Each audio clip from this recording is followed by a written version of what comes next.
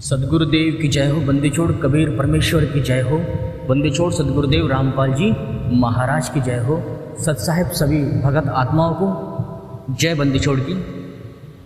आज हम बात करेंगे कि जैसे कबीरपंथी है, बहुत सारे कबीरपंथी हैं जो गुरु बनकर गुरु घंटाल का काम करते हैं। गुरु घंटाल इसलिए कहा जा रहा है कि जिसके पास कोई नाम का आधार ना हो, कोई नाम का प्रमाण ना हो और शब्द का कोई प्रमाण ना हो, जो नकली साधना देता हो, जो साधना विपरीत देता है, कबीर साहब के विरोध में बात करता है, उसके बारे में गुरु घंटाल शब्द कहा जाता है कि वो गुरु घंटाल है।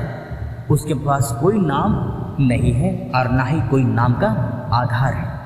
और जिसके पास नाम शब्द सुरती है, जो शब्दों को देकर सुरती को आत्मा से जोड़ता है, वही सतगुरु कहा जाता है। लेकिन आपको यहाँ पर किन चीज़ों से, किन तत्वों से कैसे जोड़ा जा रहा है? ध्यान को परम अवस्था बताकर, उस ज्योति निरंजन काल को आत्म तत्व बताकर ये लोग उसी पर आपको स्थित करना चाहते हैं। जहाँ पर आत्म तत्व रूपी की बात आती है वो भी निरंजन का ही ज्ञान है। निरंजन काल के दूत, निरंजन ने अपने काल के दूत छोड़ रखे हैं। जब ये सत्य पंथ चलेगा, तुम जाकर उस सत्य पंथ को कहो कि 12वां पंथ है, गिरवदास महाराज से आया है, ये 13वां पंथ नहीं है, मैं हूँ 13वां पंथ, मैं ज्ञान बता रहा हूँ, मूल ज्ञान। ऐसा जाकर संसार को कहो और बेवकूफ़ बनाओ, तो लोग जो बेवकूफ़ होंगे, अकल से जो पैदल होंगे, वो इनसे जुड़ते जाएंगे। जिनके पास विवेक की कमी होगी, जो तत्काल भ्रमित होने के लिए तैयार बैठे होंगे, ऐसे जीव ही वहाँ पर इस दूत से जाकर मिलेंगे। और उल्टा सीधा साधना जो करता है गुरु, वो मनमाना आचरण ये लोग स्वीकार भी कर लेंगे।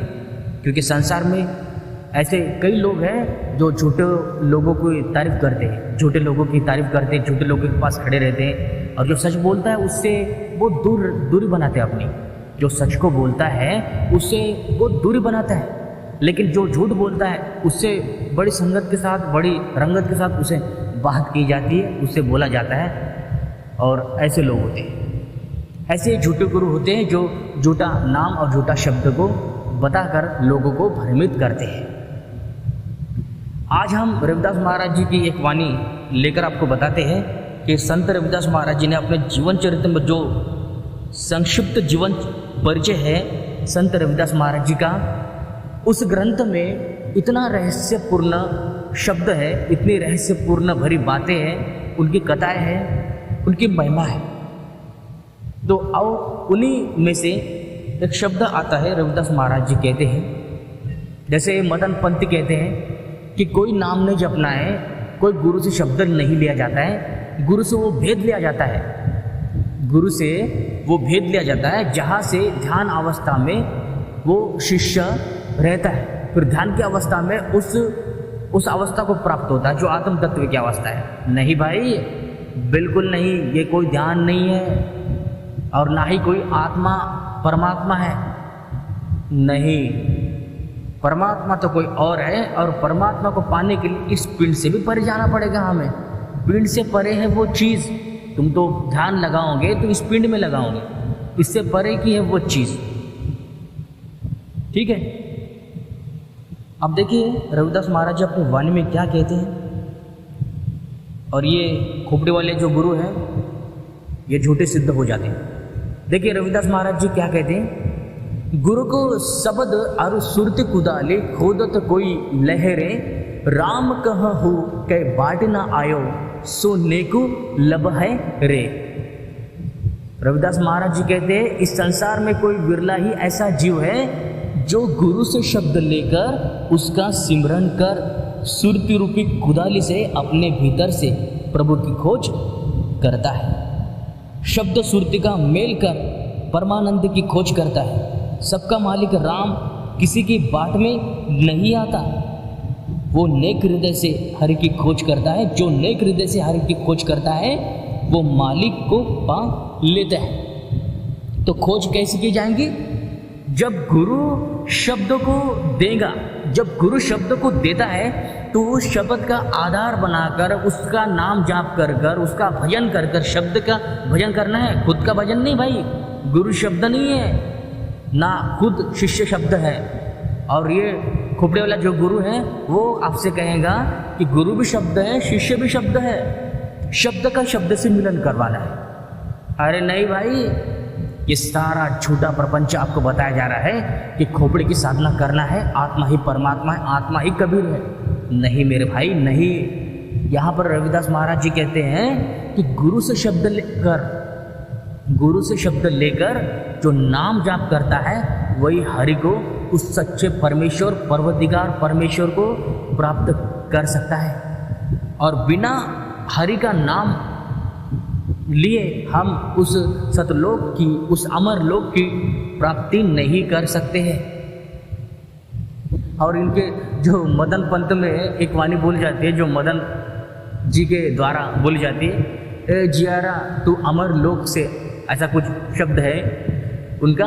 लेकिन अमर लोक क्या है? अमर लोक, जो अमर लोक वो है जिस लोक में सब जीव अमर है, जहाँ पे परमात्मा भी अमर है और जीव भी अमर है। अमर रूपी अवस्था को ही अमर लोक कहा जाता है, जिसे शब्द के माध्यम से संत रविदास महाराज जी ने बेगमपुर, गुरु नानक देव जी ने सचखंड और कबीर सदगुरु साहब जी ने सत्यलोक कहा है, अविनाशी लोक कहा है। वो अविनाशी लोक है। और वो कैसे प्राप्त किया जाता है? गुरु से नाम शब्द लेकर, मंत्र लेकर, कोई खोपड़े की साधना लेकर नहीं कि 3-4 साल तक जय गुरु, जय साहब, जय बंदी छोड़। अरे नहीं भाई, ये मूल मंत्र नहीं है, ना ही मूल शब्द है ये 4। अगर 5 प्रधान का हमें नाम भी जपना है तो उस 5 प्रधान का मूल मंत्र ही लेना पड़ेगा। कोई झूठा मंत्र लेकर हम झूठी साधना नहीं कर सकते। सबसे पहले 5 तत्व को हमें वश में करना है। 5 तत्व कौन से? ये 5 तत्व वो नहीं भाई, आकाश, पृथ्वी, वायु, अग्नि, जल, ये नहीं 5 तत्व। 5 तत्व ब्रह्म रूपी 5 तत्व। कौन से?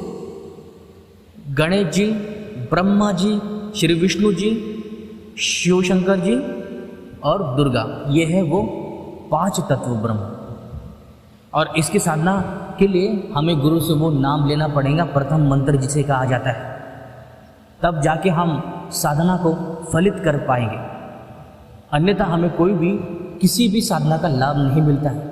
कोई भी कबीर पंथ में जाकर देखो, केवल बहस है, अज्ञानता है और बड़ी बड़ी डेंगे हाँकना ही इनका काम है, बड़ी बड़ी बातें करना ही काम है।